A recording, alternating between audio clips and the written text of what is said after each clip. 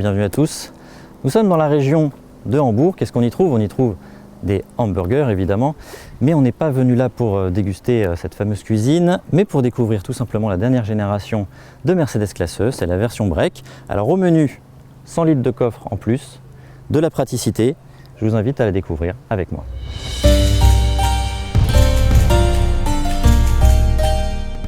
Alors une Classe E break, qu'est-ce que c'est? C'est tout d'abord une berline Classe E qui est, rappelons-le, concurrente des Audi A6 et BMW série 5. Et le break, alors de là, on va dire à peu près jusqu'ici, c'est comme la berline.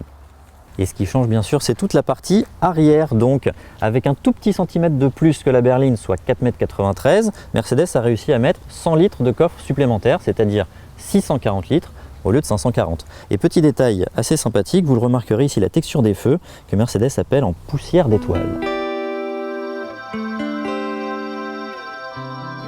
À l'intérieur de la Mercedes Classe E break, on se croirait dans une mini classe S. On en retrouve un petit peu l'ambiance, on en retrouve aussi, et heureusement, la qualité des matériaux. Alors les assemblages de couleurs ne sont pas toujours du meilleur goût, mais ce qui est important à savoir, c'est que l'on peut le configurer à son goût. En plus de ces deux écrans qui sont donc eux aussi repris à la classe S, l'équipement peut s'avérer pléthorique. La liste d'options est longue comme le bras, comme d'habitude chez la marque à l'étoile. On a par exemple la possibilité de gérer de façon tactile ici avec ce pad tout le système multimédia. Et on a ici, et ça c'est nouveau, la possibilité de recharger son smartphone par induction. Et avec ce même smartphone, on a une petite fonction très sympa que je vais vous montrer tout de suite. Parce que votre smartphone, on est bien d'accord que comme tout le monde, vous l'avez toujours sur vous.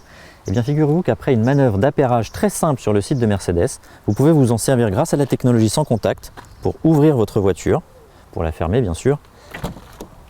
Et vous pouvez donc en la déposant dans la console centrale, vous en servir comme clé. Et les clés classiques, entre guillemets, eh bien elles restent à la maison.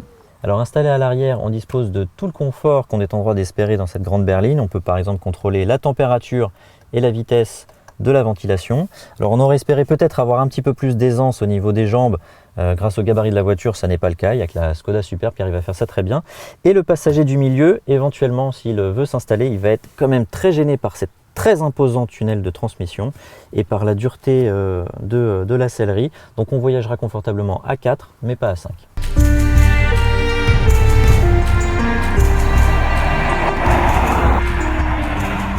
L'offre de motorisation sur le break est très réduite par rapport à la berline. On a seulement deux essences, 200 et 250, 284 et 200 chevaux. Et un diesel, c'est celui qu'on a aujourd'hui à l'essai, c'est celui qui sera évidemment le plus vendu. Un tout nouveau moteur qui est beaucoup plus agréable que l'ancien en termes de bruit déjà. Il est beaucoup mieux insonorisé, beaucoup moins, les décibels passent beaucoup moins. Et il consomme aussi très peu. On a fait sur notre essai et c'est remarquable, moins de 6,5 litres par rapport au gabarit de la voiture, c'est assez exceptionnel.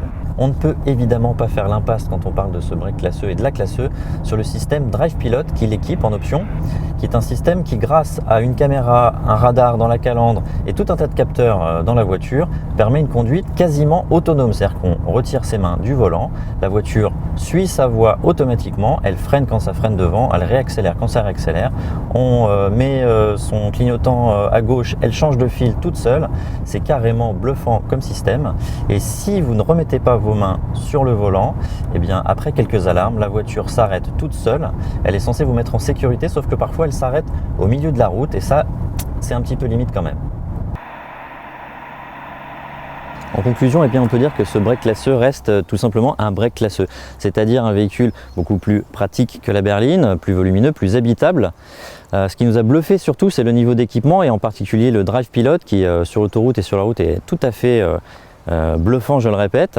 Alors cette voiture a un prix, c'est 2 800 € plus cher que la berline. La gamme commence à 50 150 €, elle culmine à 65 800 € avant que des versions plus puissantes arrivent. Et sachez que la commercialisation est prévue le 13 octobre.